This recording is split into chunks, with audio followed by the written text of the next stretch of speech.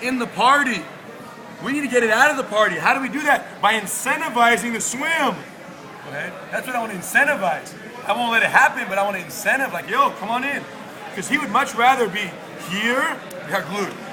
Then don't move, resist, stay resisting. He doesn't like this at all, because this lends itself to this. That's the concern of why you don't want your arms to be opening up on the pry, because the Americana concern. And once I do an Americana concern, he has to bring this hand through, which means you're gonna get caught in the switchback, okay? So he doesn't want to let that happen. So once again, we're here, we pry, he swims. Only after Jared goes south does my elbow drop. He is out of the party. My elbow drop. Now this elbow, knee, head down, everything chill. Now watch the little wrist swim. Boom, pretty easy to get that one. And I'm still waiting right here, look at the rat trap, waiting for it. If his hand comes in, I'll take it out here. Okay, if not, if this hand's not here, then it'll be here, my head will be very low, either very heavy on the shoulder, but if I feel his hand go north, I like to go to the ground. Look at the legs, really wide, hip to hip. This hip is right on his hip, hips very wide, legs very sprawled. Yes, if he tries to go to guard, like really shrimp to guard, I'll bring this knee to his pelvis to block his leg. So if we're here working, he starts to go to guard, this knee will come in real quick, and then I'll scoop his elbow, and I can sit or go back to this. It's all about what his leg is doing down south. If he's just posting his feet, getting ready to do whatever, my hips are very low, hip to hip, head is close here, waiting, boom. But hips are low. If I'm on my knees and I put my head down, I'm too typical here. Roll me over. You see, my hips are higher than my head. So if I'm gonna have my head low, I gotta make sure my hip is really low on the back hip here, controlling, respecting this arm, playing this game here. Okay? Wide base, hips low. Now, I'm gonna keep my head up to talk, but my head will be very low or very heavy at this point. From here, it's all about being able to get rid of this arm.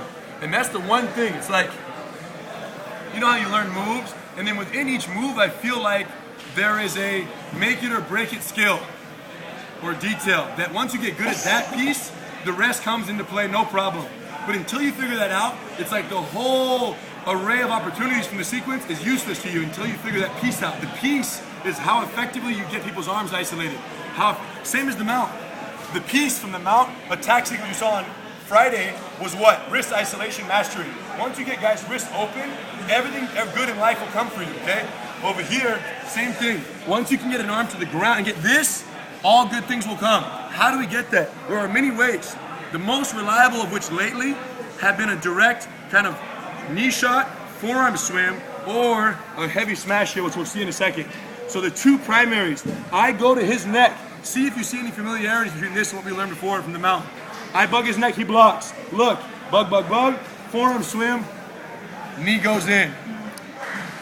Remember the 1, 2, 3, 4, 5? This is just 1, 2, not 3, 4, 5. You don't need all the 4, 5. Your shin comes in and it stays in. So we're here, we're bugging. Look, I swim, forearm. The key is what? Make him respect the block. So I gotta really go. And then I swim, boom. And then my shin comes in. And now we're here. Okay, split control from the side mount. North shin, south shin. Big difference in terms of what you can do, and in terms of the control. The north shin control. Okay, once you get here, this hand plays all of the role of what? Base. Okay, that's what we're gonna do right now. Base on the top over here, 100% base. So this guy's only goal is to keep the base here. Okay, so right now, for example, if he rolls me this way, go ahead, the hand has to go. Because if I put my leg out, his arm is free. I can't use this leg, which is normally there for base. Okay, roll me the other way, boom, go ahead, check me the other way, check me both ways, look, boom. Now here's what's interesting. While all this is happening, if Jared tries to bicep curl me this way, like really calming, wow, they want to roll you. What I need to do is dedicate all my energy to stopping that. I'm not going to treat the bicep curl the same as an elbow slip attempt where you try to slip his arm out. You can't treat those the same, okay? So, for example, if he tries to bicep curl, go ahead. I just flatten my hips out. Look at my hips. See how they got flat? Instead of this, they went to here, where my shin is far outside my hips. Now, if he turns on his side and tries to pull his elbow out, and I stay like this, go ahead. He's going to be his elbow out, no problem. Because this doesn't make sense when he's trying to slip his arm out. So what do? As he turns on his side, watch my hips. They fully invert, and my shin goes all the way in, like glued to his ribs. This is such a dynamic shin, is what I'm saying.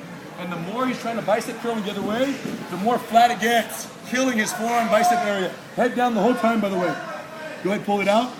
Look, I sit back, I use my hand, and my shin gets all ridiculous right against his ribs. I'm literally sitting beyond my shin. I'm sitting behind it. and it's still there. And this other leg is kind of dangling down here in the south. We'll talk about the south shin control in a second, but right now, we'll jump back up, we'll bug, we'll go in, we'll try, he'll swim, I'll drop, elbows, elbows, knees, knees, head low, hand ready, wrist swim, got him. From here, what's next? Start to drop and bug, okay? So I can really get that fear of the hand. Now from here, look, forearm swim, entry, problem. Some guys are too quick for that. You start bugging, as I swim, he tucks. Swim, tuck. But what if I go and I go direct? No swim. That's really good. I do this one a lot. This one's like 40%. I'm bugging, respect the choke, respect the choke. He's pushing, but look what I do. I just bring this knee up a little quick second, watch my knee. And I was sparring with someone yesterday and I did this, boom, and my knee hits their face on the way through. It's so quick to come in that it's like, wow, and it just passes right in. So we're rolling one, boom, and I feed it. Notice how this arm, feed, look at the feed. So it's handing off on the shin, beautiful. Now, from here, let's play the game. He can bridge me 1, 2, or bicep curl 3. We're gonna check all 3, and then we'll switch top to bottom. Check me 1, look at the hand, hips low. 2, 3.